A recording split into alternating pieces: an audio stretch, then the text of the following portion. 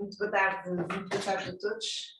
Nós vamos então dar início a esta sessão Desafios da Democracia Deliberativa e Participativa. A primeira nota, evidentemente, é boas-vindas a todos e é para nós um imenso orgulho poder contar convosco e sobretudo, para debater um tema que, enfim, que nos inspira, que nos motiva, que nos obriga também a refletir e não só a refletir, a atuar.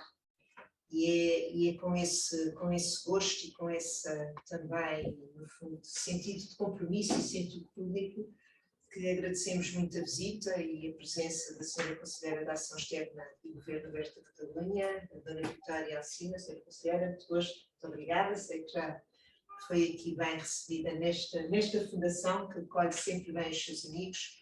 Cumprimentar a professora Maria Manuela Leitão Marques, que está connosco à distância, eurodeputada, ministra de Portugal, onde tem desempenhado um papel impressionante, já falaremos sobre isso nestas temáticas. Cumprimentar o presidente do Instituto Padre António Vieira, mas mais do que isso, um académico, um intelectual, um ativista também em muitos domínios e que se tem dedicado também muito a estes temas e em particular às questões da governação participada, o professor Rui Marcos, muito obrigada.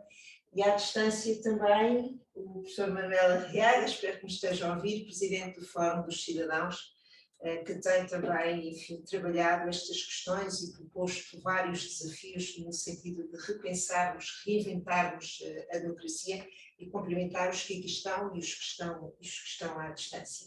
Bom, a Fundação Mário Soares e Maria Barroso, evidentemente que é um espaço também privilegiado para acolher um debate desta natureza.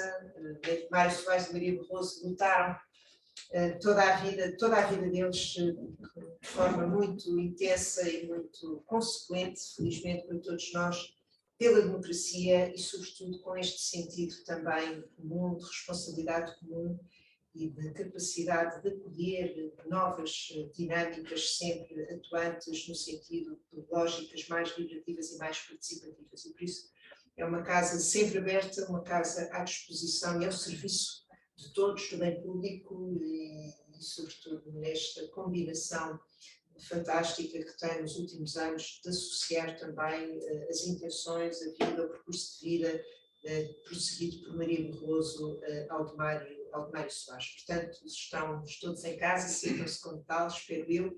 A nossa sessão terminará exatamente antes das 19h30, porque procuramos ser disciplinados nestas intervenções e, sobretudo, para também não abusar demasiado da generosidade dos nossos intervenientes. E, portanto, eu passarei de imediato a palavra à Sra. Conselheira, seguir-se-á a professora Maria Manuela Leitão Marques, o professor Rui Marques e, por fim, o professor Manuel Arriaga. Sra. Conselheira, muito obrigada. Muito obrigada, amigos, amigas. Es un gran placer. Quiero agradecer a la Fundación la invitación de participar en este coloquio para hablar sobre un tema que es muy importante, el de la democracia, un tema que tengo que compartir con todos ustedes, que había ocupado mi carrera académica 15 años antes de que el año pasado diera el salto de la academia a la política. Y ahora resulta que como parte de las competencias políticas que tengo, también lidero este tema desde el gobierno de Cataluña. Con lo cual, para mí es extremadamente estimulante tener la oportunidad de formular políticas sobre un ámbito en el cual antes tenía una posición mucho más cómoda, que es lo que hacemos los académicos, de dar recomendaciones de lo que tienen que hacer los otros, ¿no? Con lo cual queria decir, ¿no?, que estou muito obrigada pela vossa generosidade e por abrirmos as portas da vossa casa. Estou muito grata pela oportunidade oferecida de falar num local com tanta importância, tanto simbolismo para a democracia portuguesa e europeia. Y de hecho quería empezar agradeciendo esta oportunidad y reconociendo la figura del presidente Mário Soares. No puede ser de otra manera, encontrándonos donde nos encontramos y hacer un reconocimiento público como político valiente, carismático, comprometido y que en Cataluña admiramos profundamente por su compromiso con la libertad, con la democracia y con el proyecto político de la Unión Europea, ¿no? Una generación de políticos que creo podemos resumir, tuvieron la habilidad y la responsabilidad de combinar el idealismo con el pragmatismo y poder mover a un país, a unas instituciones y a una población pues hacia este proyecto de construcción europeo común. Por lo cual quería empezar con este agradecimiento y también un reconocimiento para María Barroso, una mujer culta, comprometida, que toda su vida estuvo también alzando su voz contra la dictadura, defendiendo los valores democráticos y en última instancia trabajando para los derechos de los más desfavorecidos. Además, hoy he aprendido, que no lo sabía, que en los años venideros, ¿no? 2024 y el 2025, la Fundación estará celebrando el centenario de su nacimiento y creo que también va a ser una oportunidad fantástica para volver a reivindicar el legado político, uno de los legados más importantes que tiene este país. Bien, el tema que nos ocupa, voy a ceñirme exactamente en el tiempo que me han dado, pero quería compartir con ustedes algunas reflexiones sobre el tema que nos ocupa, este tema de cómo mejorar la democracia con nuevos canales de participación, un tema que yo siempre he dicho que es muy fácil de teorizar y muy difícil de implementar en la práctica, ¿no? Y quería compartir con ustedes algunas reflexiones. Hoy hablamos de democracia participativa y yo creo que otro concepto que se utiliza mucho en nuestras sociedades es el de gobierno abierto. Y ya no solo hablamos de gobierno abierto, también hablamos de parlamentos abiertos, de instituciones abiertas. Esta mañana he tenido la oportunidad de reunirme, de hecho, con el secretario de Estado que lidera en el gobierno portugués toda esta cartera de gobierno abierto y hemos estado compartiendo las sinergias entre Portugal y Cataluña en este ámbito, un ámbito importante, y además haciendo una revisión de cuáles tienen que ser las prioridades de ambos gobiernos en los próximos años.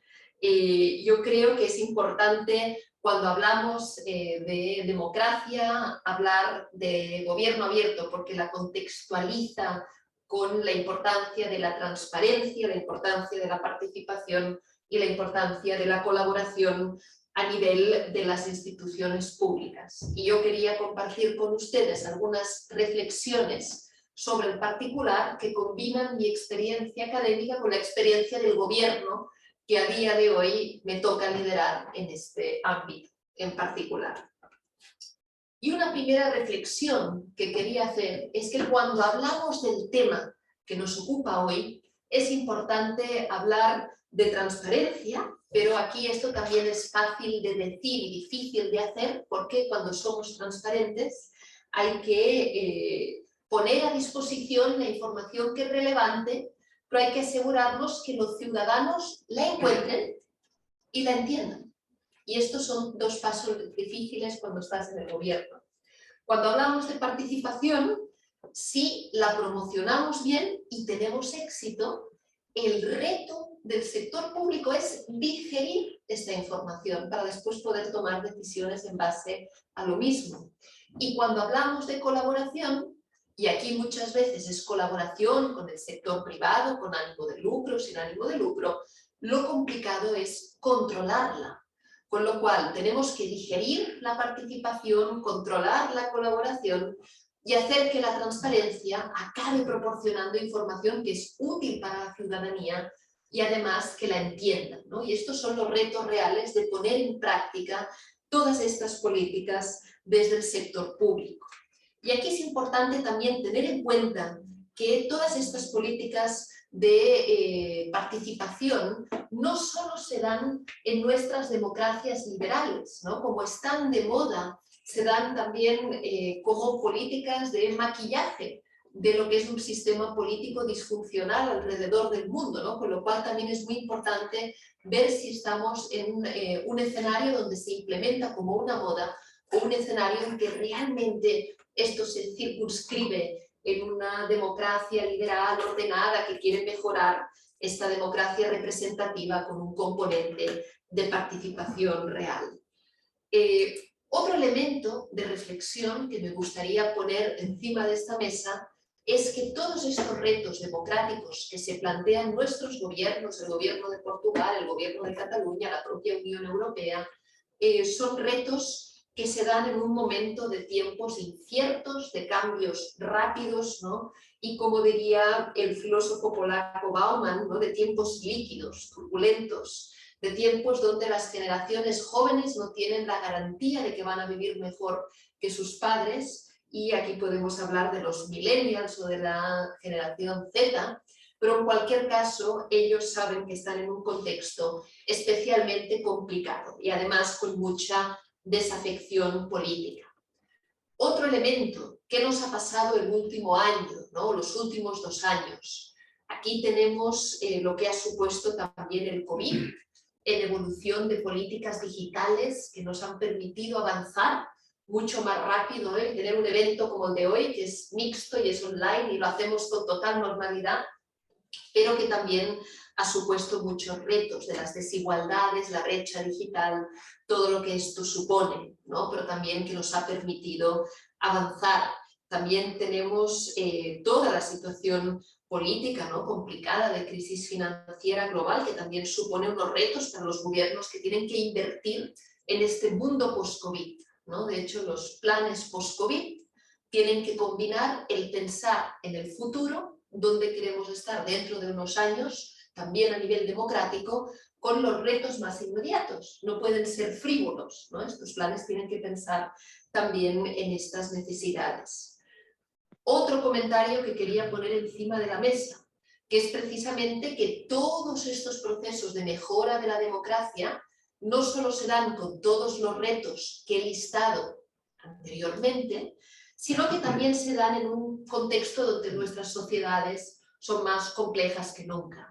Y tenemos una serie de cleavage, ¿no? Que utilizan en la terminología anglosajona políticos, donde tenemos diferencias de género, diferencias ideológicas, diferencias de religión, diferencias de competencias digitales, socioeconómicas, de respeto a las minorías nacionales, a las naciones sin Estado, a la justicia global, etcétera, etcétera, ¿no? Contextos políticos que son complicados y donde, y aquí quería ir el punto central de mi intervención, donde los gobiernos no tienen toda la información que necesitan para poder diseñar políticas públicas de forma efectiva. Y aquí, en este preciso contexto, es cuando las políticas que mejoran la democracia y que promueven la participación tienen más sentido que nunca en nuestras sociedades, porque la democracia representativa y nuestros sistemas políticos ya no tienen nuestro sector público todo lo que necesita para poder resolver bien estos retos. Y aquí yo creo que es importante decir que es importante generar todos estos procesos participativos en todo el ciclo de las políticas públicas. Necesitamos participación y democracia más participativa para definir cuáles son los problemas que hay que resolver. Lo necesitamos también para definir las alternativas que nuestros gobiernos tienen que implementar. Necesitamos participación para decidir finalmente cuál es la mejor solución, pero también la necesitamos para coimplementar estas políticas y, en última instancia, para evaluar lo que ha funcionado, lo que no ha funcionado y hacer esta auditoría social.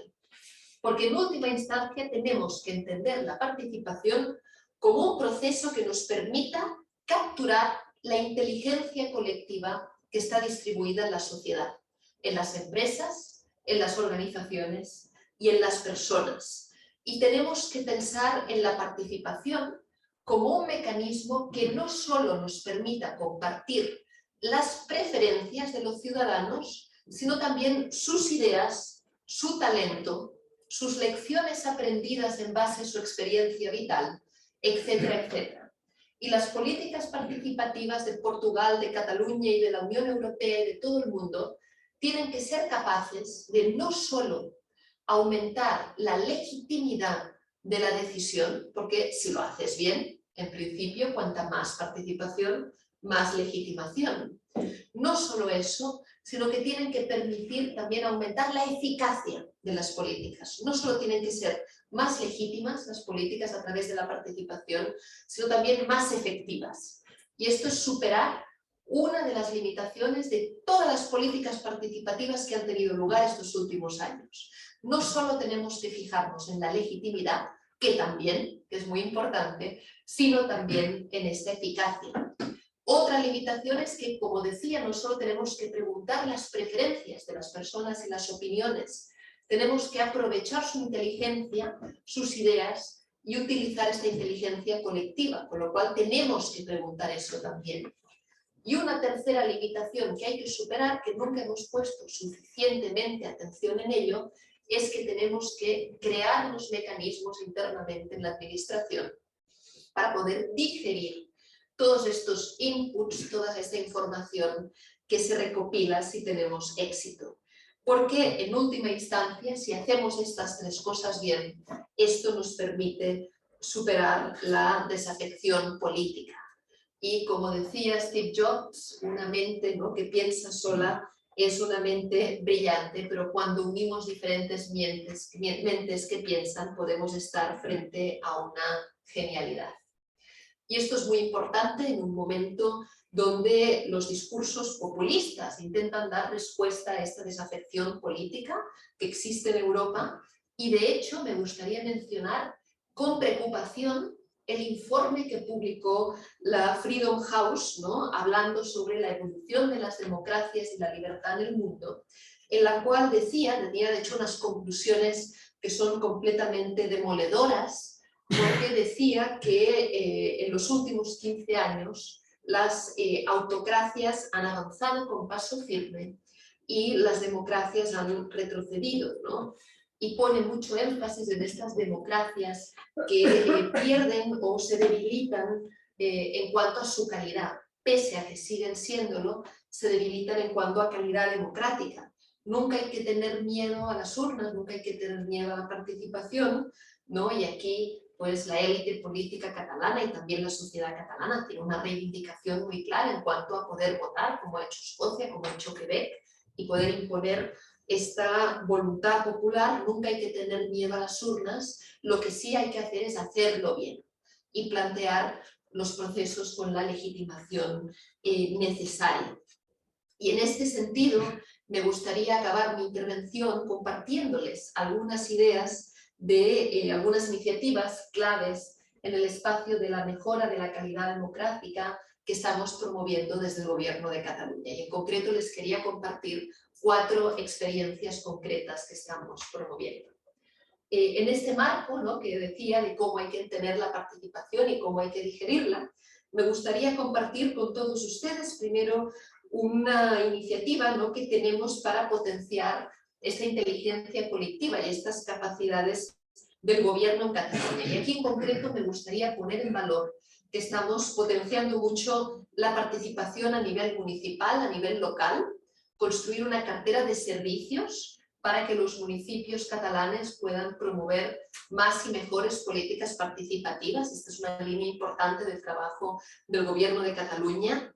También el dar voz a la diáspora catalana, a este 500.000 de catalanes que viven en el exterior. Tenemos una serie de iniciativas participativas que precisamente van vinculadas a incorporar la voz de esta diáspora en un país como Cataluña de 7,5 millones de personas. Bueno, tenemos 500.000 fuera, no es un número menor, con lo cual también nos estamos incorporando a nivel de políticas participativas para incorporar su inteligencia colectiva y hemos creado un Consejo de la Cataluña Exterior, etcétera, etcétera. Con lo cual, no solo hacemos participar a los ciudadanos, sino también ayudamos a los municipios y hacemos participar a la comunidad catalana que tenemos alrededor del mundo, también, por cierto, en Portugal.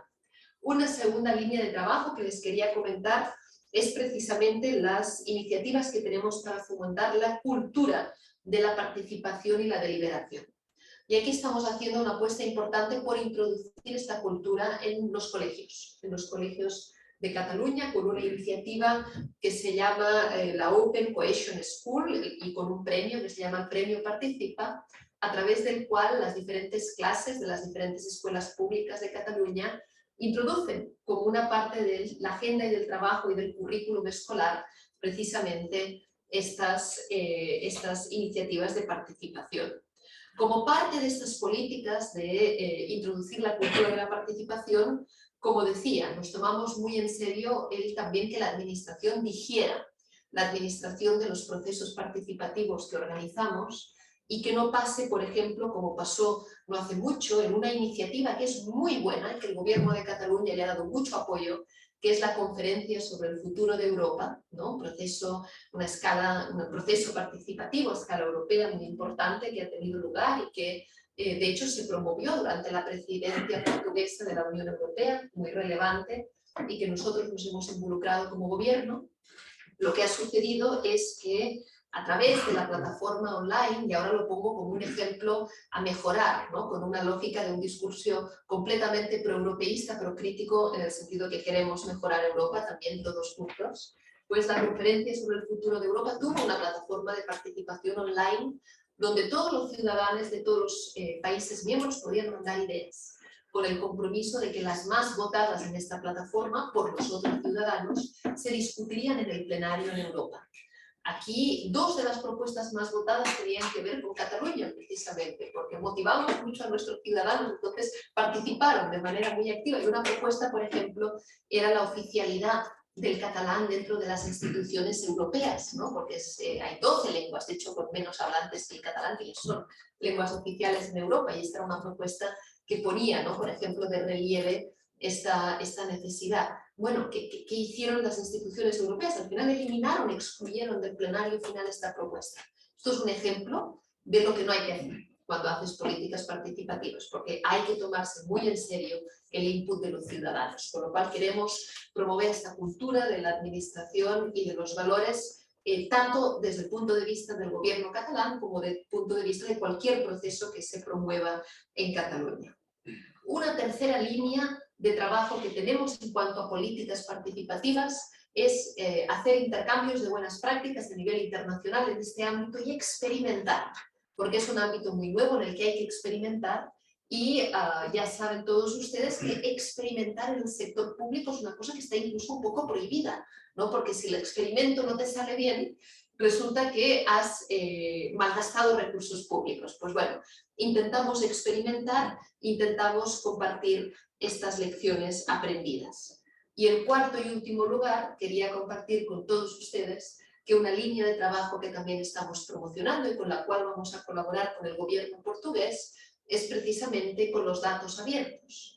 Entendiendo que cuando participas también estás recopilando datos de un ciudadano, recopilando información, y de hecho tenemos una iniciativa que se llama Un País de Datos, y vamos a fomentar la colaboración público-privada basada en datos abiertos que se pongan a disposición no solo del gobierno catalán, sino también de forma desagregada de los gobiernos locales.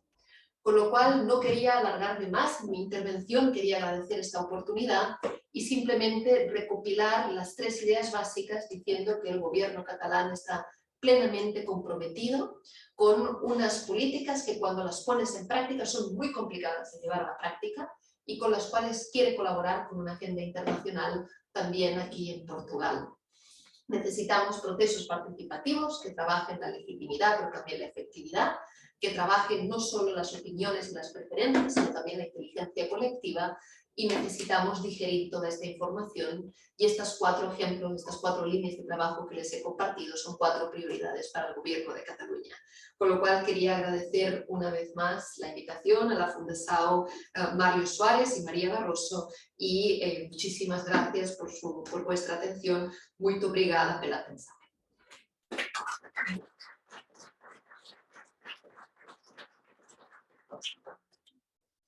Muito obrigada, Sra. Conselheira. Começou por referir, de facto, esta relação da ciência e da sua atividade académica com a política.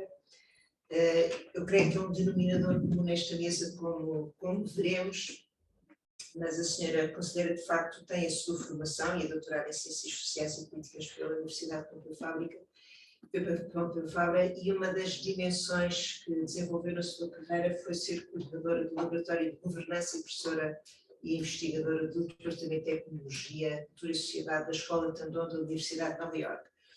Tem aqui uma atividade que eu achei sempre muito interessante, que foi ter dirigido uma task force dedicada às parcerias público-privadas no Fórum Económico e Social, tendo co-presidido ao grupo de consulta e divulgação na Comissão de Inteligência Artificial do Conselho da Europa, enfim, entre muitas outras dimensões.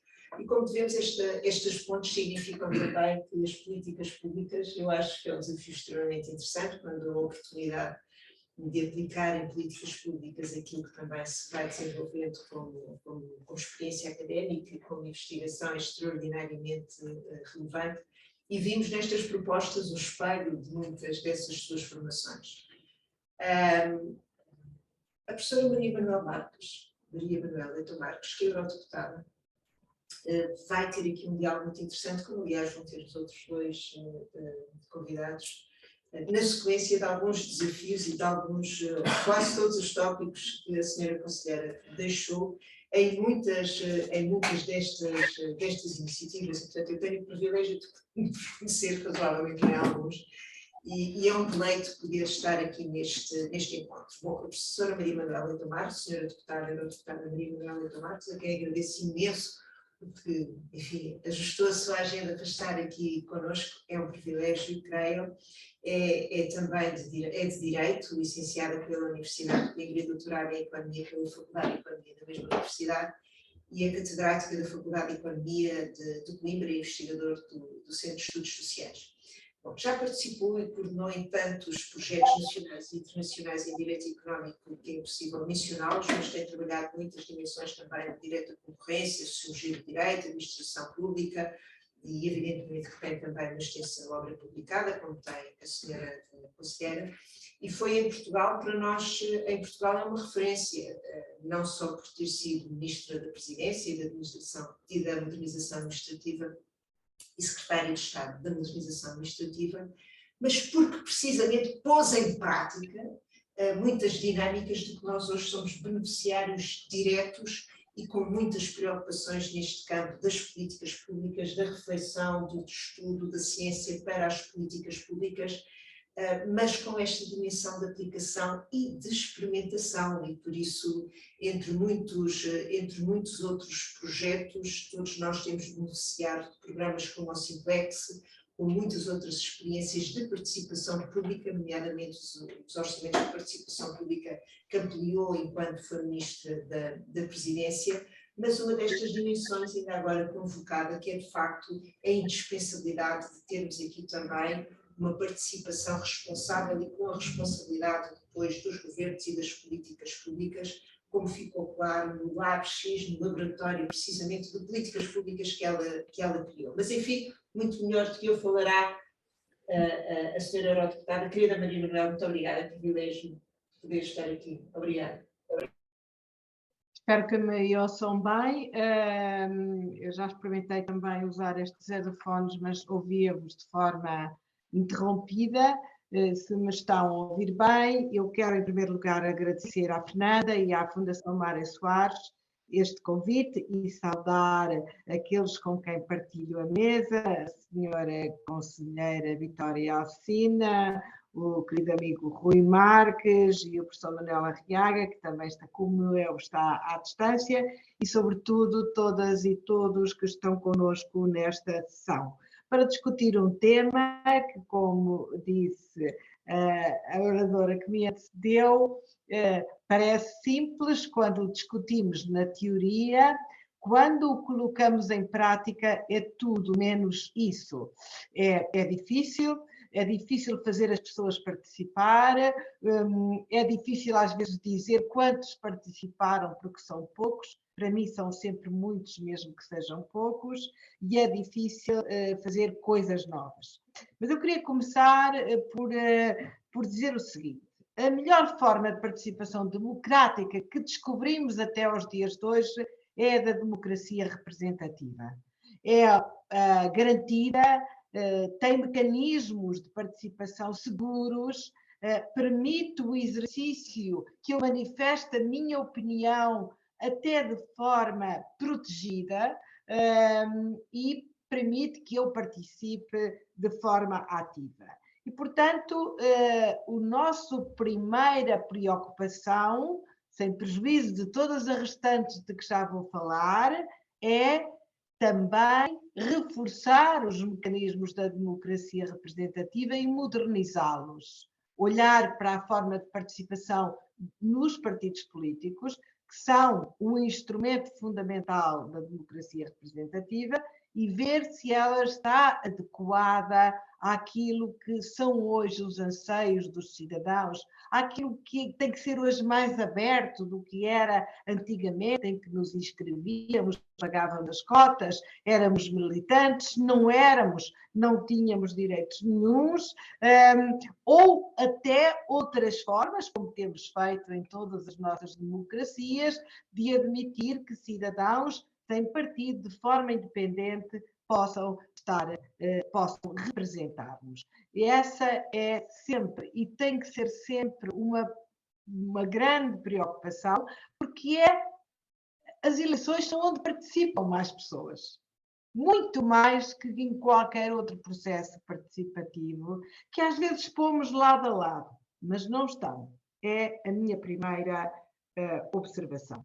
A segunda é que, apesar disso, precisamos de outras formas de participação, que podem não ser representativas, podem ser de poucos, são quase sempre dos muito interessados. Às vezes nem dos muito interessados são, e esse é um problema que temos. Mesmo na Conferência do Futuro da Europa, sabemos que não chegamos tão longe quanto desejaríamos chegar. Eu ontem estive numa reunião de jovens toda a manhã e perguntei no fim quantos tinham participado. Nenhum.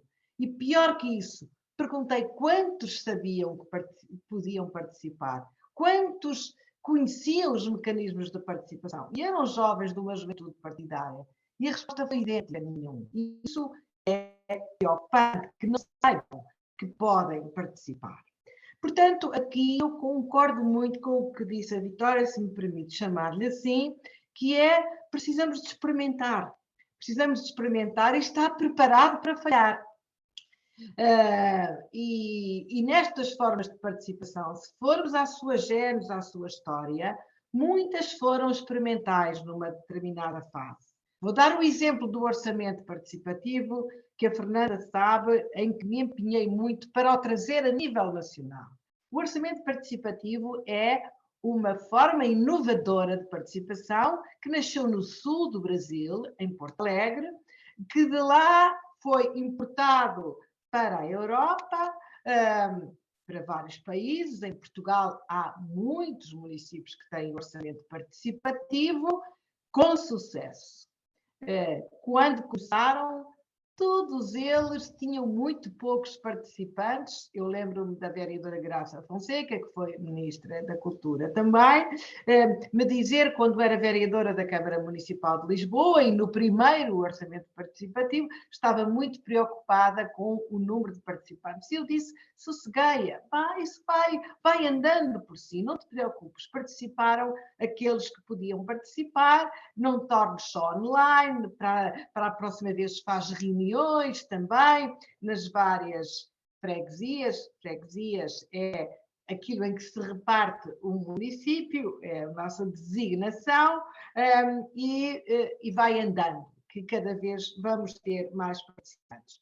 Mas quando quisermos trazer a experiência para o nível nacional, e eu era ministra na altura e acompanhei de muito perto, e fizemos reuniões pelo país todo, era importante que aí as propostas, como eram propostas para o orçamento de Portugal, para o orçamento de Estado, para o orçamento do país, as propostas não podiam ter uma dimensão puramente local, tinham que ter pelo menos uma dimensão intermunicipal, tinham que, pelo menos, aplicar-se em mais que um município e, de preferência, serem propostas para o país todo.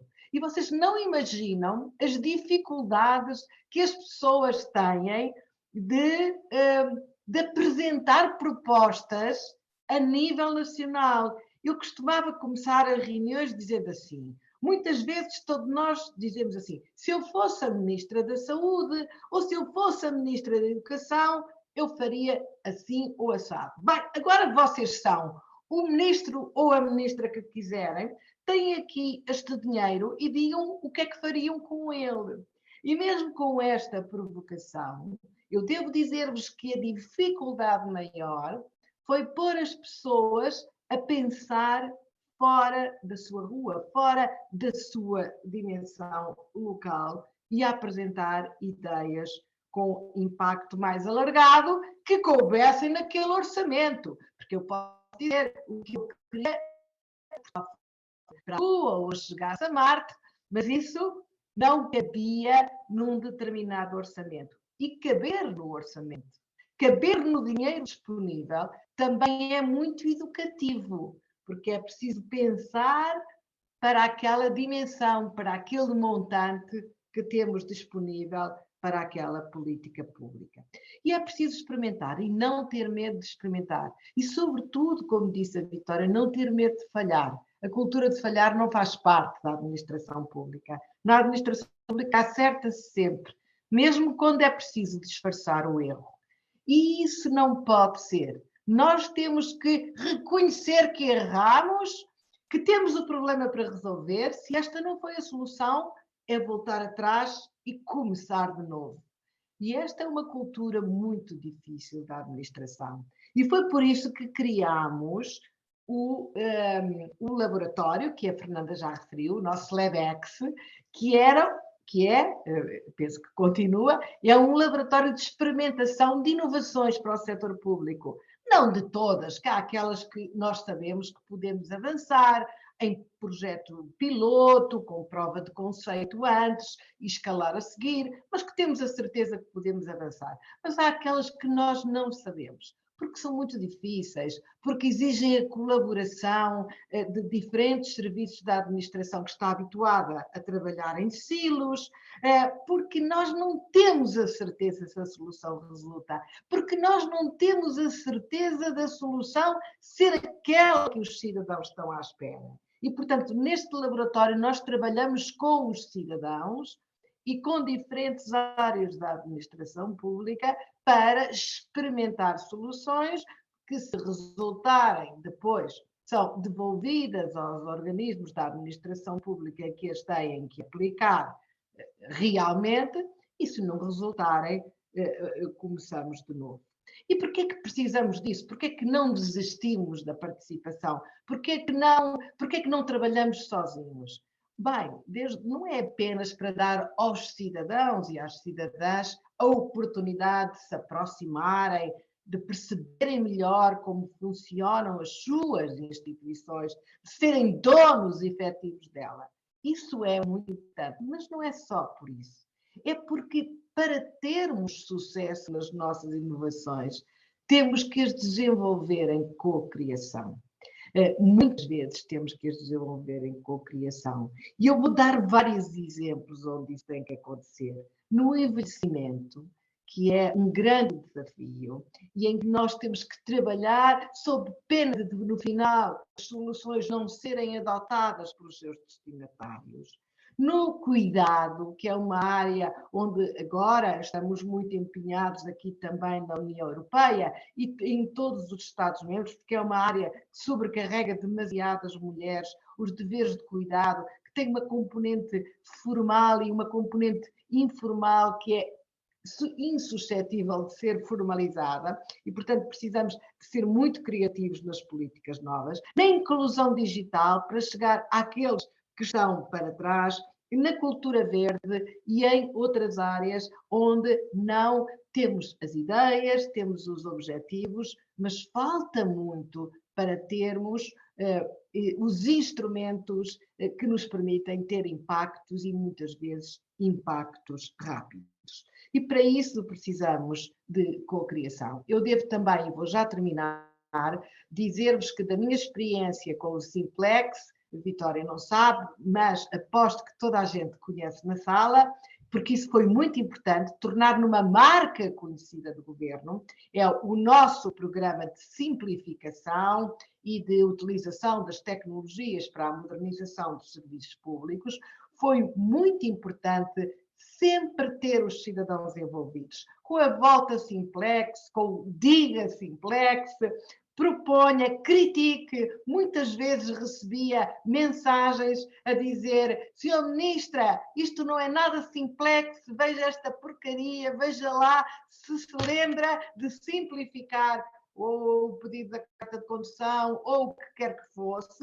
Muitas vezes fizemos medidas com essas críticas, com essas sugestões, porque as pessoas interiorizaram a marca e quando iam a um serviço público invectivavam os funcionários. Então porque é que isto está tão complexo? Porque é que isto não é simplex? Portanto, essa participação, essa associação, esse trabalho conjunto foi e tem sido fundamental para o sucesso do programa. Portanto, essa cocriação não será assim em todas as políticas públicas, não tenhamos ilusões. Se formos discutir questões de segurança, são prováveis, ou mesmo questões de justiça, no sentido mais, enfim, justiça, de atividade judicial e judiciária, vamos com certeza ter opiniões diferentes, mas em muitas áreas das políticas públicas,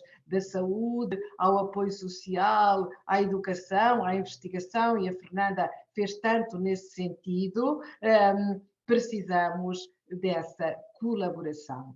E nunca se preocupem se os que participarem foram poucos. Foram aqueles que quiseram participar. Preocupem-se em que todos saibam que podem participar. Todos aqueles que queremos que participem neste ou naquele programa. Muito obrigada. Só mais uma palavra. Aqui, como não temos solução, temos que colaborar cada vez mais. Estar aqui com a Catalunha, estar ali com outras experiências. Temos que ter em plataforma as experiências bem-sucedidas para podermos adaptá-las, achar que isto para nós não serve, ou pegá-las chave na mão, que às vezes também acontece e é uma grande sorte. Obrigada, portanto, por esta iniciativa e obrigada à Catalunha por ter partilhado as suas experiências connosco.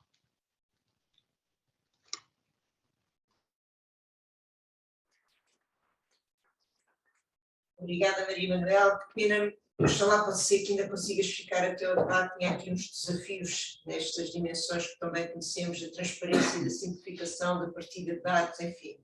Uma coisa que nós sabemos que se chama ciência aberta, entre outras dinâmicas, e governo aberto, como aqui foi também convocado.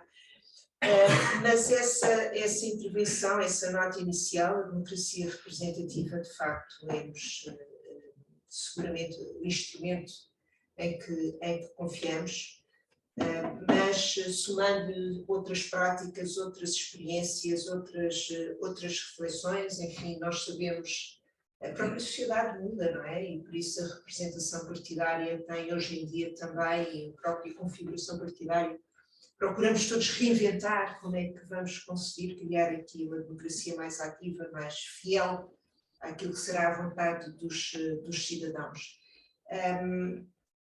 O Dr. Rui Marques tem trabalhado muito nas dinâmicas da governação participada. Eu penso que é da governação integrada, e eu penso que é um caminho também muito rico, muito profícuo, muito produtivo, sobretudo reconhecendo também os diversos atores. Eu acho que hoje em dia percebemos que as diversas variáveis vão ter que se influenciar e que andamos todos a perseguir aquilo que será um estar melhor para todos nós. É licenciado em Medicina, mas depois converteu-se às ciências sociais e das humanidades, estou a brincar, e é doutorado em Sociologia Económica e das Organizações, mas a verdade é que esta formação é muito importante. Todos nós temos aqui um tributo grande perante Rui Marques, foi ele que nos estimulou, nos inspirou muito nos movimentos que tem criado, no sentido do envolvimento da sociedade civil. Isso é talvez aqui sempre o tópico que nos angustia a todos, é como envolver as pessoas, como conseguir que participem, como criar dinâmicas junto das pessoas que as levem a participar, que é uma outra coisa. Rui Marques será sempre para nós o homem que esteve aqui com um papel incrível nas questões da autodeterminação de Timor-Leste, com a sua iniciativa Lusitânia Express e, enfim, muitas outras dinâmicas, o apoio aos refugiados, que tanto tem merecido a sua atenção, ou a integração das pessoas sem abrigo, projetos como o PAR, a Caixa, enfim, mas também desempenhando funções públicas que evidentemente o inspiram e o condicionam nesta tentativa também de aplicação e de criação de conhecimento em torno das suas experiências, sendo que algumas das suas atividades estão diretamente também ligadas ao ensino, e todos nós temos a noção muito clara que temos que começar também pelo ensino, pela formação, pelos mais jovens, pelos ainda mais pequenos, e isso é fundamental. E tem esta experiência, este trabalho, esta dinâmica muito bem sucedida, é coordenador do Fórum para a Governação Integrada, que é efetivamente uma rede colaborativa informal de instituições públicas e privadas. De facto, aqui criarmos também estes espaços de alguma informalidade, onde o ativismo, digamos assim, do lado da cidadania pode acontecer, é fundamental, porque, como percebemos, muitos deles já não se revêem nas estruturas formais que nós temos. E, enfim, é isso que tem feito no sentido de refletir e agir sobre problemas complexos, promovendo modelos de governação integrada para uma maior eficácia e eficiência. Rui, obrigada. Obrigado, boa tarde a todos e a todos. É sempre uma honra e um gosto estar com a professora Fernanda Rolo e, portanto, primeiro vez agradecer o convite. A senhora conselheira, também muito obrigado, foi um gosto ouvi-la, muito interessante a sua intervenção. O professor Maria Manuel, que, enfim, muito caminho juntos, fizemos também sempre uma inspiração e um gosto ouvi-la, e também seguramente o professor Manuel Arriaga daqui a pouco, e deixando já o meu cumprimento. Gostava de fazer a minha intervenção em 3 pontos que, nesta linha de reflexão, que é muito interessante e, como dizia logo inicialmente a senhora conselheira, é tão interessante quanto difícil e verdadeiro imbróglio, uma palavra portuguesa que define bem a dificuldade de nós conseguirmos mexer neste tema, porque é muito fácil enunciar a necessidade, até a ter algumas ideias, mas na prática colocam-se muitos desafios. Eu gostava de começar por aí, porque acho que o mundo em que vivemos é parte da explicação do problema. Eu gostava de situar aí o ponto inicial. Enfim, nos anos 90 falou-se muito de um acrónimo, VUCA, como forma de explicar dinâmicas da realidade associadas à volatilidade, na versão portuguesa é VICA, o U de incerteza, em inglês, ou o I de incerteza, o C de complexidade e o A de ambiguidade. Falávamos, portanto, de um mundo não só complexo, já hoje em dia esse é um traço que está presente em toda a agenda pública, a dimensão da complexidade, mas também da volatilidade, portanto, a mudança constante, da incerteza que tem aumentado de uma forma exponencial, e da ambiguidade de jamais ser possível de novo encontrarmos, se algum dia foi, as coisas a preto e branco, entre 0 e 1, em que percebemos bem o que é que está certo, o que é que está errado, o que é que pode ser, o que é que não pode ser. Mas, na verdade, eu acho que o mundo se transformou em VUCA ao quadrado. E o que é que isso quer dizer? Nós não só temos volatilidade, mas chamamos de vertigem, portanto, não só as coisas mudam muito, mas mudam a tal velocidade que nós estamos em completa vertigem.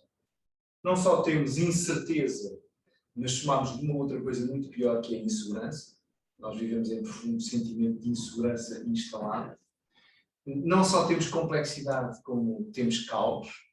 Basta ver a crise gravíssima que estamos a viver em termos de segurança alimentar, que nós aqui ainda não a sentimos de uma forma significativa, mas que em inúmeras regiões do mundo constitui hoje um pânico geral. O que é que vai acontecer se mantiver o bloqueio da saída de cereais da Ucrânia e também da Rússia? E o A, não só temos ambiguidade, mas temos hoje uma enorme ansiedade.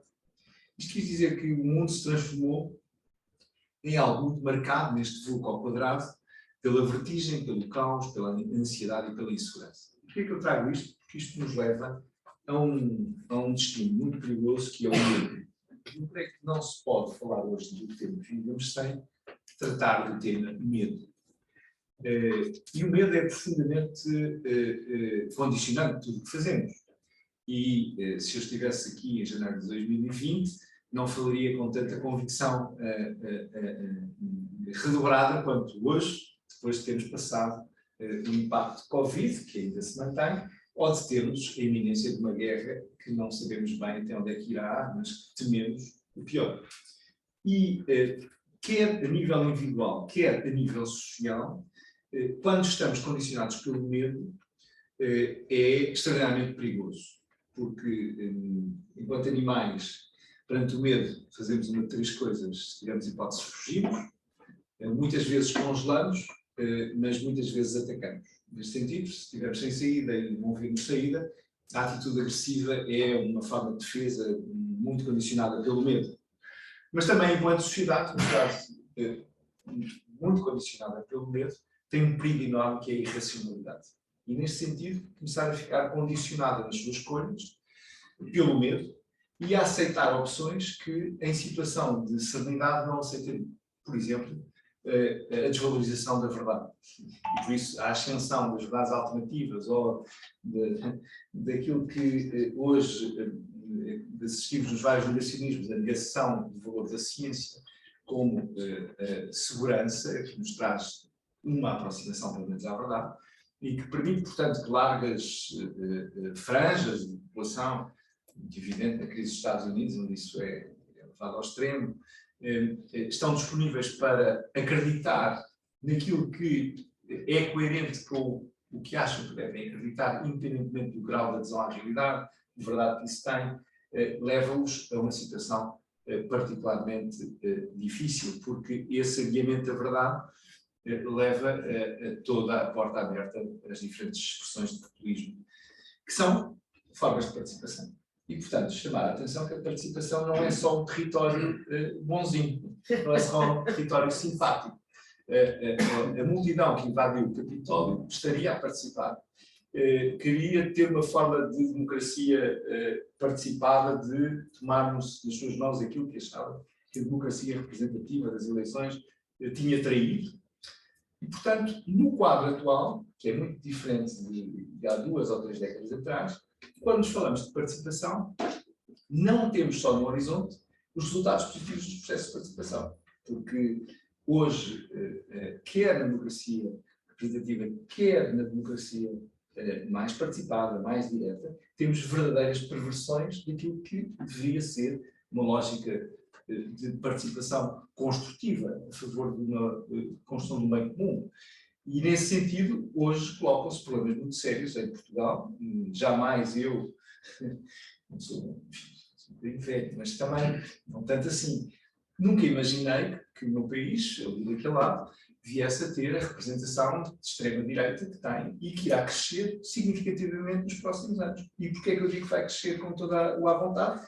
Porque o alimento dos extremos, em particular da extrema-direita, está nesta dinâmica VUCA ao quadrado que eu referi, na geração do medo e, portanto, no terreno que se abre para toda uma lógica que nos leva, curiosamente, não só a um mecanismo de adiamento de participação de alguns, mas, sobretudo, a um mecanismo de participação de outros, por via da raiva, por via do fim de linha, por via da revolta. E, nesse sentido, muito do voto hoje que temos em situações nas nossas eleições recentes, é um voto que nem é de protesto, é um voto de raiva, é um voto de desafecção, de desligamento, de dizer qual é a pior coisa que eu posso fazer.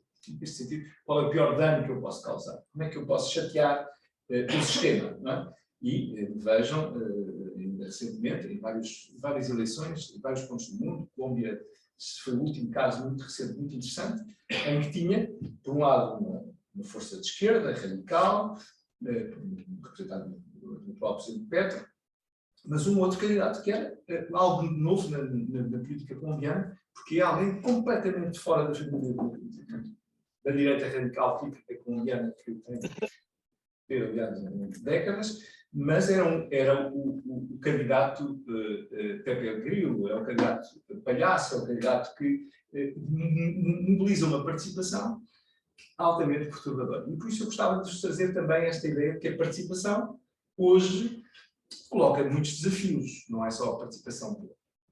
Mas voltemos à participação mais mainstream, aquela que nós queremos aqui falar e valorizar. Torna-se muito complicado participar. E há que ter pena das pessoas. Porque quando as pessoas são minimamente honestas e se colocam o desafio de participar, participam sobre o quê?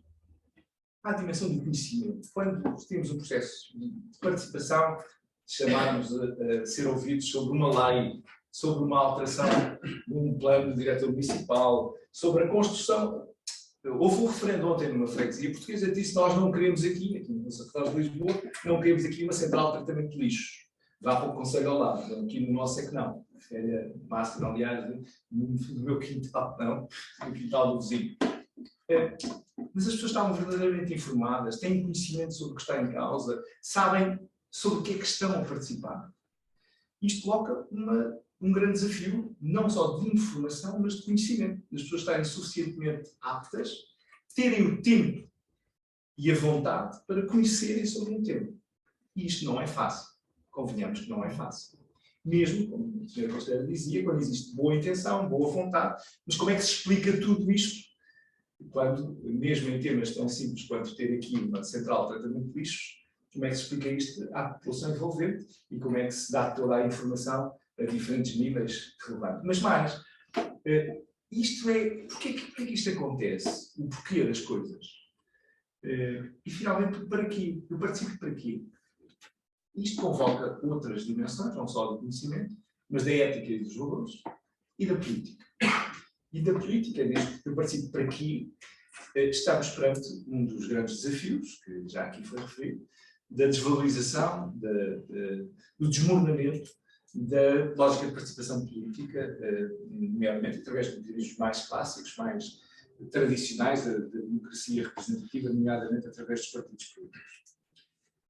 Como é que eu fui encontrando algumas respostas, quer nas questões associadas à governação integrada, quer na minha própria experiência? Em alguns processos tive a sorte de estar em centros de dinamização de participação, ou seja, nos anos 90, como foi aqui referido, com a autodeterminação de Timor-Leste e a grande mobilização que aí começou em 92 para a causa de Timor, que depois depois ao longo dos anos 90, bem como depois também recentemente com as questões dos refugiados ou dos migrantes em experiências anteriores. E eu costumo sempre trazer 4 dimensões da participação como sendo vitais. A primeira é que temos que ter uma participação efetiva, real. Não podem ser simulacros de participação. Não pode ser uma participação que faz de conta, que finge. E isso implica, evidentemente, uma grande capacidade de mobilização. Nós precisamos de ser capazes de mobilizar, ter a argumentação, a estratégia adequada de comunicação, ter também a credibilidade, ter os recursos necessários para mobilizar, para ter uma participação efetiva. Depois precisamos de uma participação eficaz, que produza resultados. Porque ninguém participa se sente que a sua participação não conta. E essa, aliás, é uma das grandes fragilidades do nosso processo participativo.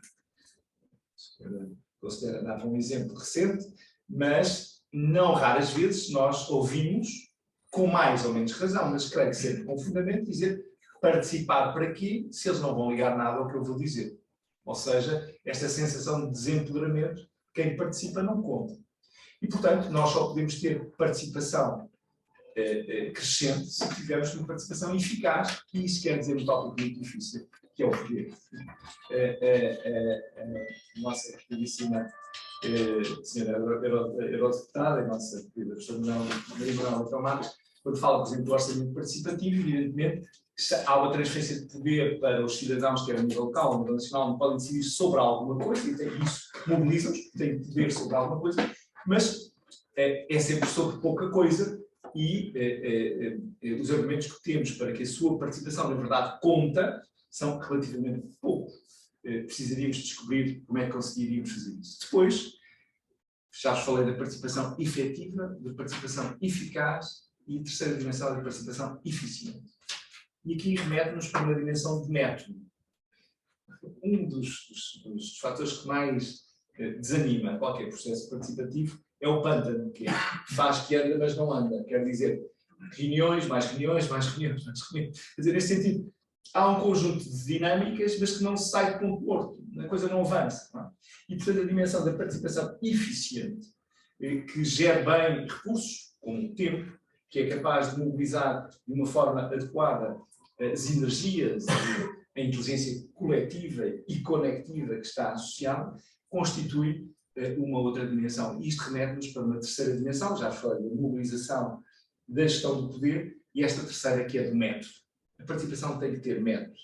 E as várias formas que hoje nos valorizamos muito da participação digital, como muito bem era dito pela professora Maria Manuel, não são exclusivas nem muito menos suficientes. Neste sentido, quer dizer, nada substitui outras dinâmicas de participação presencial, interativa, física, neste sentido. Finalmente, a última dimensão da participação que eu queria deixar, para além da efetiva, da eficaz e da eficiente, é a participação afetiva, ou seja, participar com o coração, o participar com as emoções. E aqui remete-nos para uma dimensão de propósito, quer dizer, a participação verdadeiramente fecunda é aquela que se funda num propósito, em algo que me mobiliza pelo qual eu luto. Quando dizemos eu defendo uma causa, eu estou a associar uma dimensão afetiva, algo a qual eu estou ligado e constitui um propósito. E por isso termino com esta reflexão muito breve, dizendo que não está fácil, não está fácil, quer porque a participação nem sempre é uma solução, por vezes pode ser um problema, nomeadamente em derivas, se quisermos, populistas, descontroladas de dinâmicas que podem ser altamente perturbadoras. Para termos boa participação, nós temos que conseguir resposta para este mundo VUCA ao quadrado e encontrar mais respostas para o quê, para o porquê, para quê, apelando para isso, ao conhecimento, à ética, aos valores e à renovação da científica política. E, finalmente, a forma que continua para mim a funcionar, uma participação efetiva, uma participação eficaz, uma participação eficiente e uma participação afetiva que possamos construir através da mobilização, de uma boa gestão do poder, de um método adequado e sempre, no final do dia, é o elemento essencial do desenvolvimento de um sentido de propósito que nos enche o coração e nos mobilize para a participação. É isto, não é?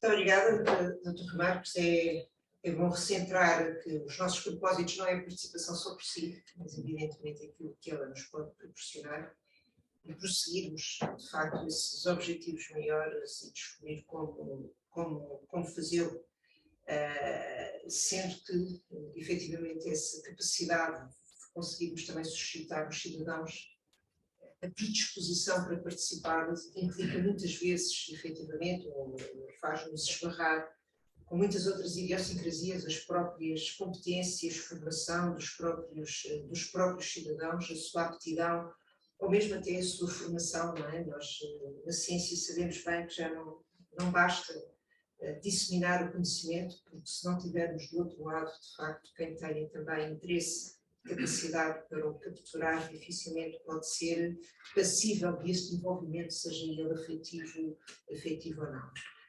Mas uma coisa é certa, nós sabemos que vivemos para os cidadãos e que temos que viver em conjunto e colaborativamente, no sentido de um mundo melhor.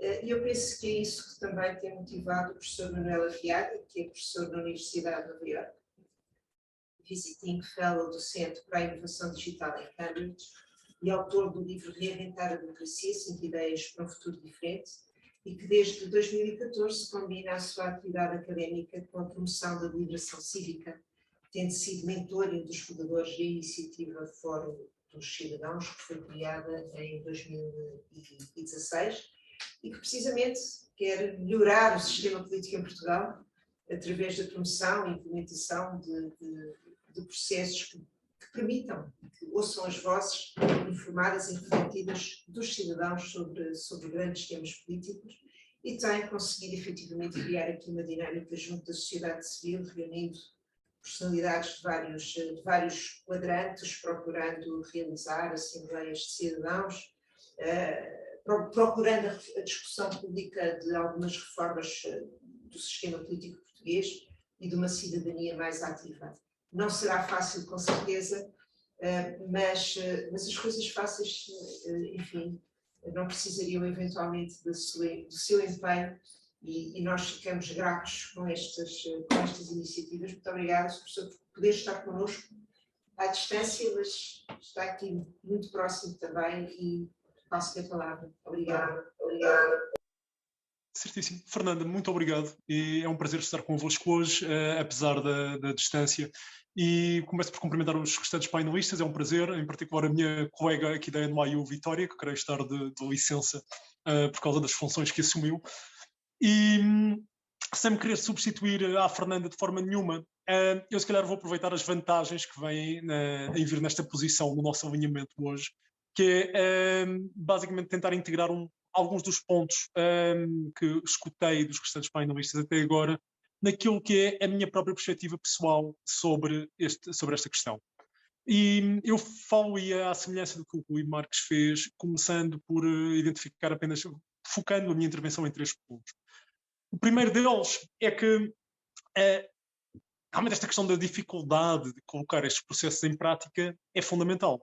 Foi algo que nós escutámos repetidas vezes ao longo da sessão de hoje.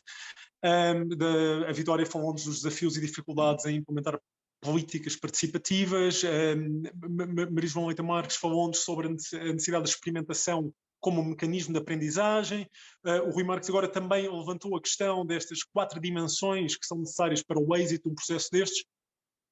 Muito bem.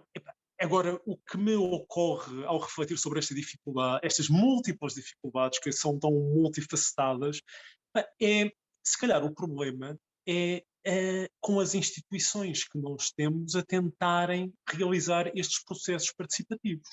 Não apresento isto como um insight particularmente radical, mas sim como uma pequena sugestão de que, se calhar, há patologias nas próprias instituições que nós temos que dificultam a realização destes mesmos processos.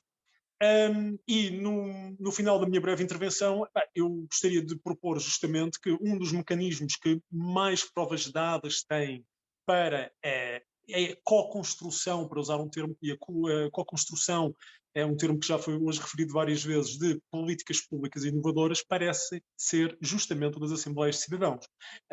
Por isso eu já retomarei este ponto um pouco mais tarde. Mas por agora queria deixar esta ideia de que falámos longamente sobre as dificuldades e a necessidade de experimentação, mas talvez parte do problema sejam as instituições e a forma como elas estão a tentar realizar esse envolvimento dos cidadãos no processo.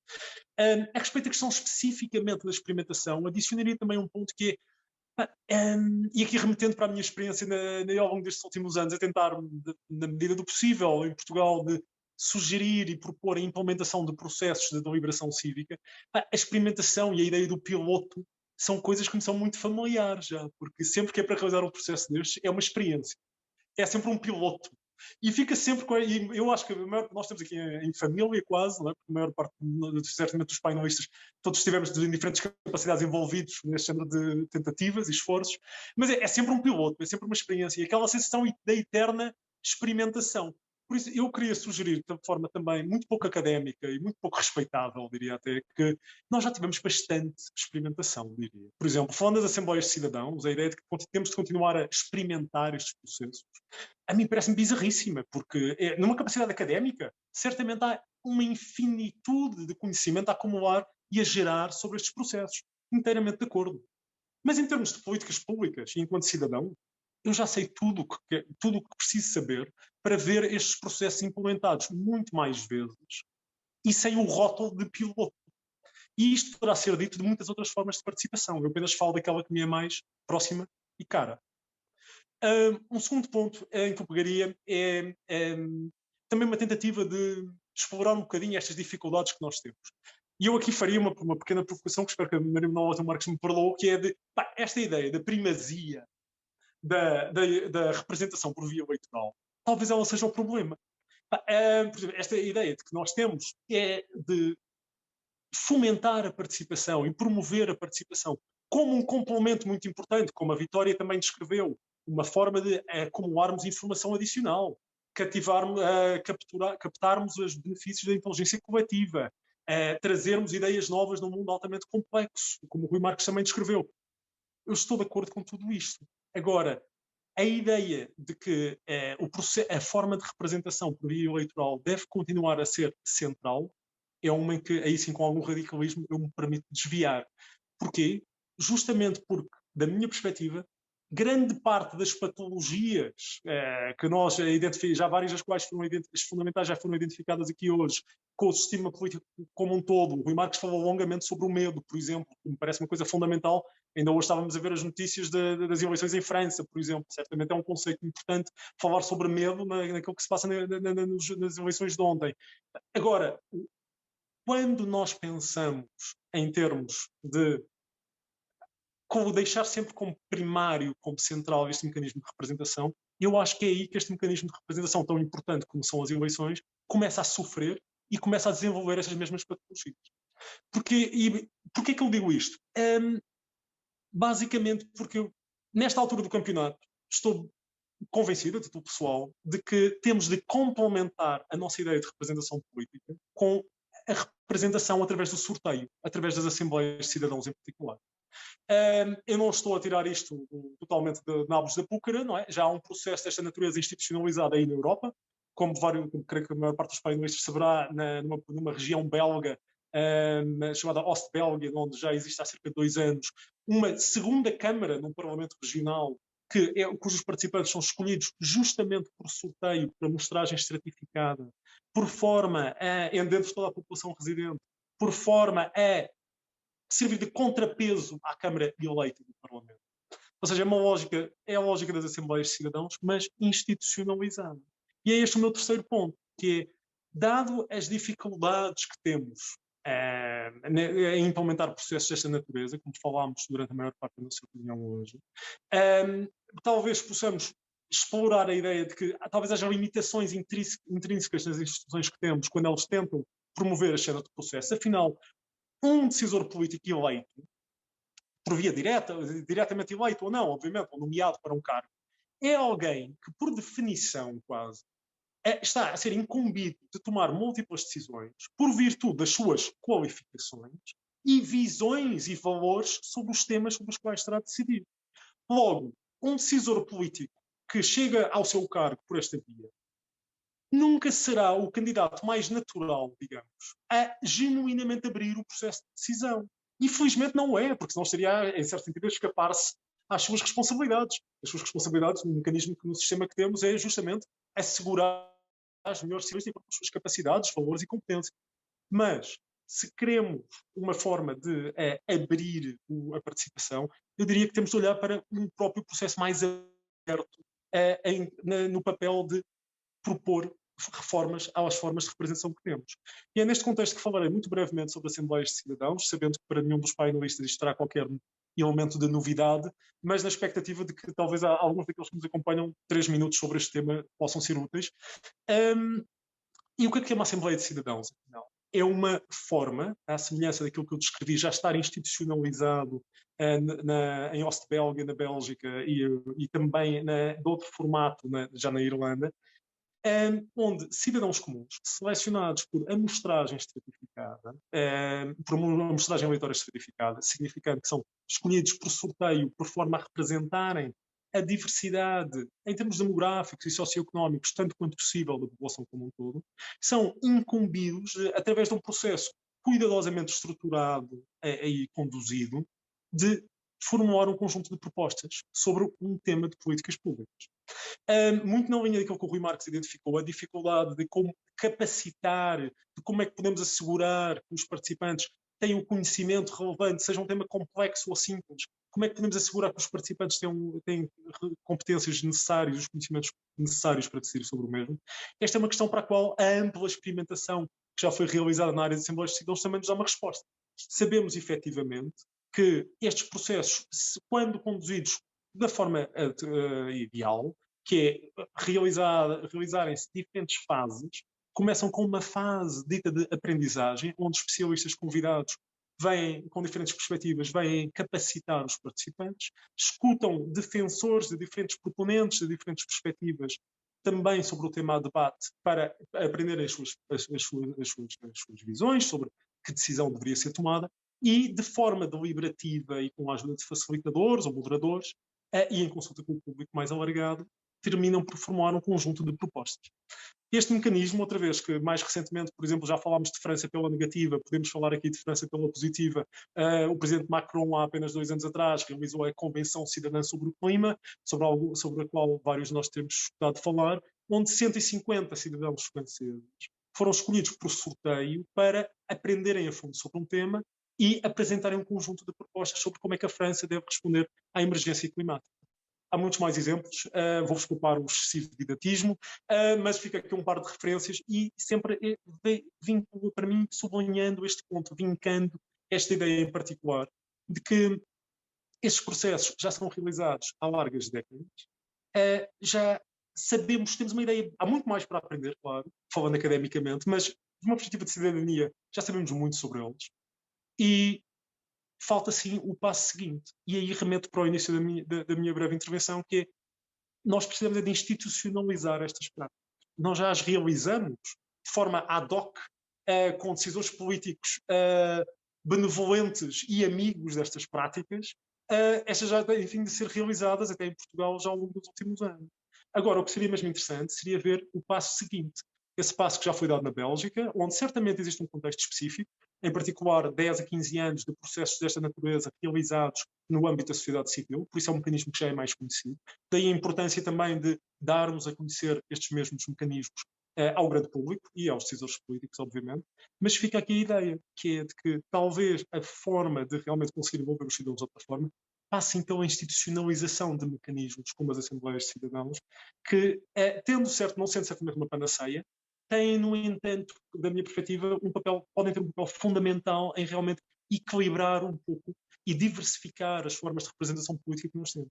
Porque se a representação formal se resume ao voto, tudo indica, pelas notícias que já todos várias das notícias já referidas aqui hoje, que estamos um bocado mal encaminhados. Por isso, se calhar é melhor, tal como um bom conselheiro financeiro nos recomenda diversificar o portfólio, se calhar também chegou a altura de começarmos a explorar mais a sério a ideia de diversificarmos as formas de representação política para incluir não apenas a via eleitoral, fundamental como ela é, mas também com a representação através de uma amostra representativa da população como um todo, com base em termos demográficos e socioeconómicos. Por isso, fica aqui a ideia e agradeço-vos o tempo dispensado e será um prazer continuar a conversa.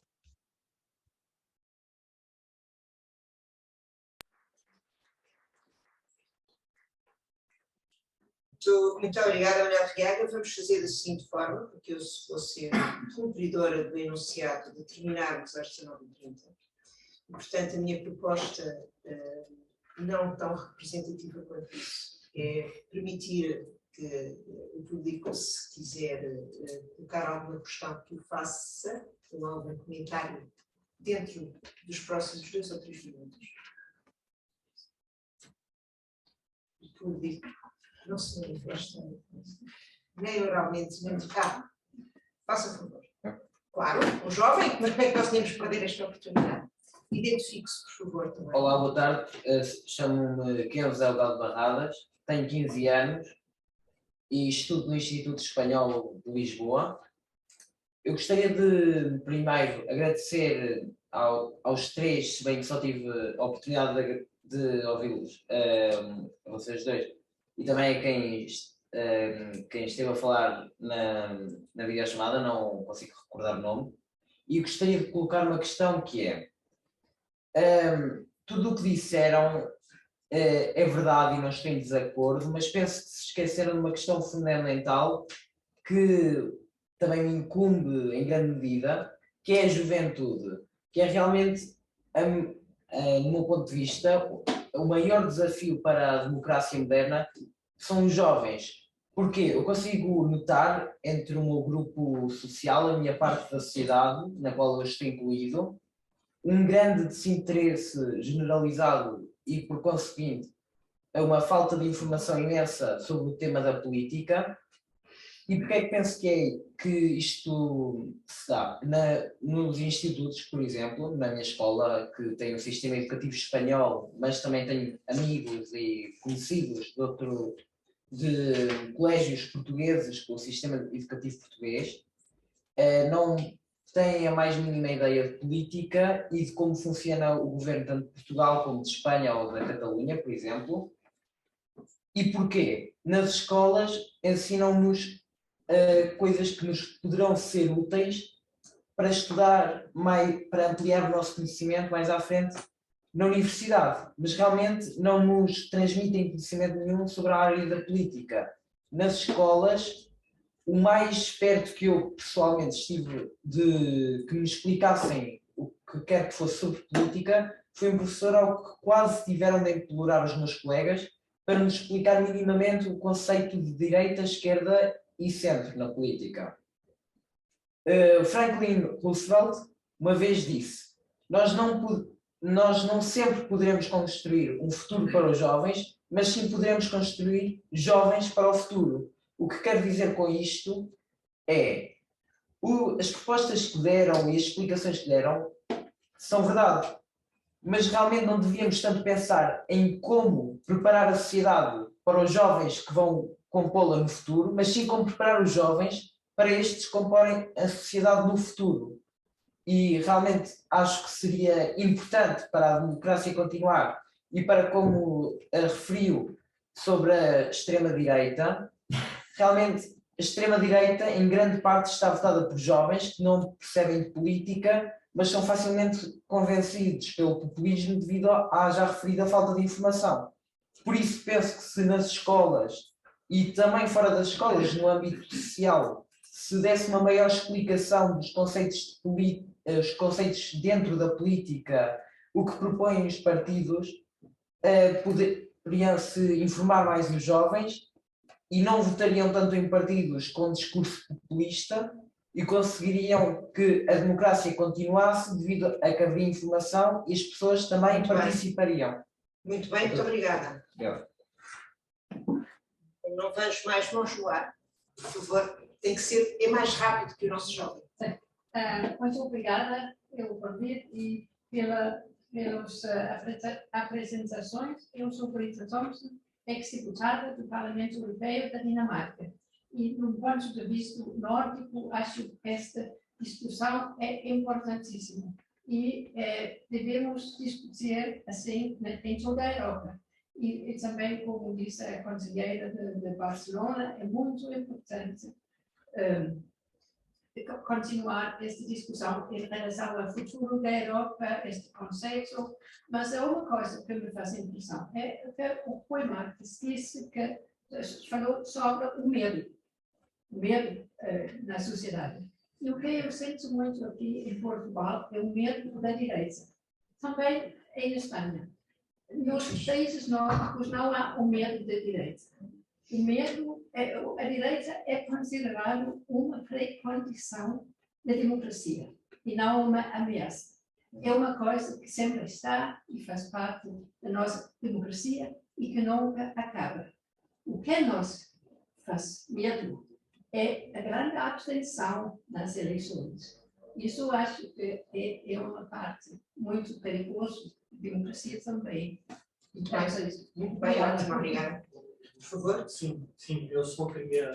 Identifique-se. Sim, claro. Sou Joaquim Aranda, faço parte desta diáspora catalã, sou mesmo da Catalunha, 5 anos que moro cá em Portugal, sou mestrado em Ciência Política e Relações Internacionais na Universidade de Nova.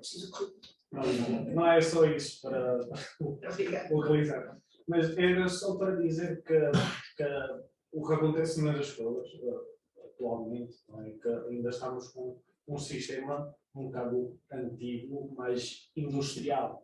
Não é? Sequer nas escolas são trabalhadores, então não queremos ser nada.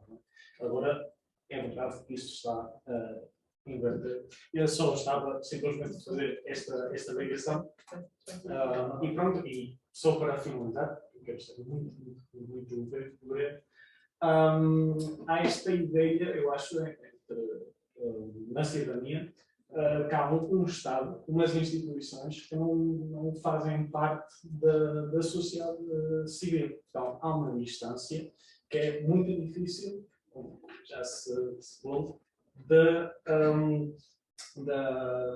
liminar, não é? E acho que este é um grande problema. Só isso, obrigado.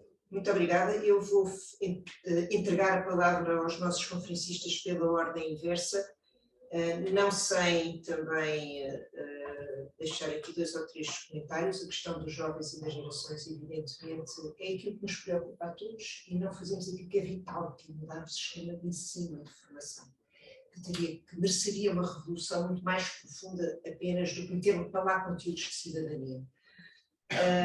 E, portanto, esse será sempre um espaço, evidentemente, determinante, e vejo com muito interesse aquilo que a senhora conselheira está a tentar fazer na Catalunha.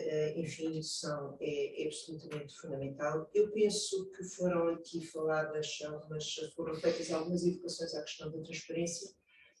Eu acho que a transparência e o escrutínio vão ser fundamentais. As instituições somos nós somos as instituições. Nós também temos que assumir a nossa responsabilidade pela abstenção, pelas distâncias e, portanto, os nossos eleitos são as nossas escolhas. E eu acho que é fundamental considerarmos isso e não podemos desconsiderar também a história. Não apenas para dizer que é natural, nós tivemos 40 anos de fascismo uns e outros e, portanto, é natural que isso seja para nós um problema complexo, mas a verdade é que não podemos só pensar numa das variáveis. Todas as variáveis estão em mudança e por isso percebo o Manuel Arriaga. As Assembleias de Cidadãos são muito mais históricas até do que aquilo que nós imaginamos, mas a verdade é que retomar algumas experiências ao longo de tantos séculos às vezes é necessário, porque as outras variáveis também se alteram. E, portanto, temos é que ter a capacidade e a criatividade de ir medindo isso, como o Manuel faz, e procurando encontrar soluções. Eu penso que o caminho da União Europeia, até, por exemplo, no campo da ciência, é olhar para as missões em vez de olhar para as coisas de forma conservadora, pode ser muito inspirador. E eu penso que era essa a ideia, não é? Não é apenas a representatividade eleitoral, não foi essa que foi dita, foi dita apenas a representatividade, mas se calhar acoplar outras experiências. Portanto, agora a responsabilidade de determinarmos rapidamente fica do lado dos oradores e eu entregava então a palavra muito rapidamente ao Manuel Arriaga, depois ao Rui Marcos, depois à Maria Manuela Tomates e depois à Antónia para encerrar. Manuel. Acho que é aqui um feedback, exato. Eu vou seguir tão à letra as instruções que vou dar o meu tempo à Vitória Alsina, talvez para falar sobre o Fórum Robe, envolvendo jovens em Barcelona, que tem tudo a ver com Assembleias de Cidadãos, por isso acho que é assim um 2 em 1, passa a Vitória a aceitar o encargo, claro. Mas em qualquer caso foi um prazer participar e cedo o tempo aos restantes participantes.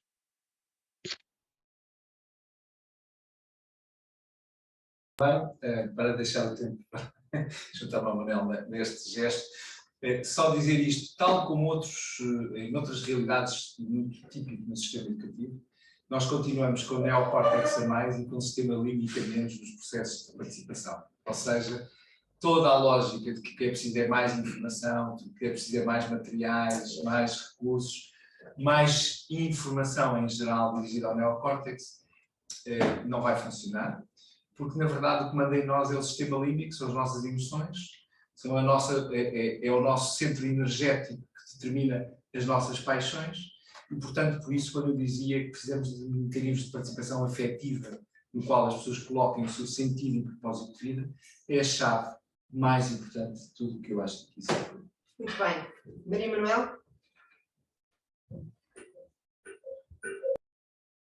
Muito obrigada a todas e a todos. Uma pequena observação, eu concordo com muitas das coisas que disse o Rui Marcos, mas não que as manifestações do Capitólio no dia 6 de janeiro foram uma forma de participação. A democracia tem limites, tem linhas vermelhas, tanto a representativa como a democracia participativa, que são as regras, que são as leis, que são os valores fundamentais, que não... Portanto, nem toda a participação, nem toda a representação é admissível dentro dessas linhas vermelhas, portanto não acho que tenha sido uma forma de participação, mas naturalmente se manifestassem à porta, dentro das regras, teria sido uma forma de participação. Aceitei muito bem a provocação do Manuel Arriaga e fiquei a pensar nela, e acho que tem razão, tenho que dizer. Não sei se as Assembleias de Cidadão, não sei suficiente, mas vou estudar, se será, nem tenho a experiência vivida, que é muito importante nessas questões, se serão um substituto, mas provavelmente devemos começar a pensá-las ao mesmo nível. Eu ainda não vi maneiras de substituir a democracia representativa com o mesmo grau de participação, mas provavelmente não fui justa nessa avaliação, também não me estava a referir a essa não é experiência, a essa iniciativa que já não é experimental em muitos lados, porque também não a conheço tão bem como gostaria. Mas acho que tem razão na crítica que me fez, aceito a provocação e caiu dentro de mim. Fiquei a pensar, nunca mais vou dizer da mesma maneira. Muito obrigada por isso mesmo e muito obrigada também à Fernanda uma vez mais. Eu vou ter que sair mesmo, a Fernanda sabia que eu tinha que sair às 8, portanto já vou chegar atrasada ao outro lado, que é coisa que não gosto, mas fiquei aqui tão vidrada a ouvir-vos e a ouvir também as perguntas que na verdade não consegui sair mais cedo. Muito obrigada a todos e agora é que vou sair mesmo. Com licença.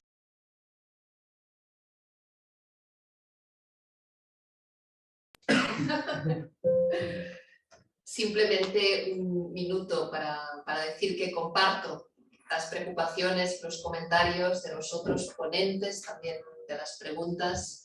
3 ideas rápidas. Definitivamente la importancia de que los jóvenes no desconecten de la política, pero esto forma una parte de una tendencia más global. La sociedad también desconecta de la política. Segunda idea, la importancia de los medios de comunicación para que esto no sea así. También hay una responsabilidad compartida, no todo viene de las instituciones, el rol de los medios de comunicación aquí es muy importante. Y en relación a Europa, la necesidad de que la gente vea la participación como un elemento útil, porque no hay cosa peor para alejar a la gente de la política que hayan sido parte de un proceso político, de un proceso participativo que hayan visto como inútil y como una pérdida de su tiempo, de su ilusión y de su energía. Y yo acabaría como una última idea, conectando precisamente con una frase que he leído en la exposición sobre Mario Soares aquí en la Fundação, que era precisamente la importancia de reconectar con la ciudadanía en Europa. Muito bem, muito bem. Bom, penso que foi um gosto, um privilégio esta hora e meia ouvir estes 4 conferencistas e, portanto, muito obrigada, Manuela Tiaga. Por favor, precisamos das Assembleias de Cidadãos, continue. Rui Marcos, obrigada. Precisamos mudar a educação, mesmo de uma ponta à outra. Senhora Conselheira, muito obrigada. Precisa de mudar a Catalunha, mas eu já não posso fazer nada. Muito obrigada a todos e vamos para amanhã.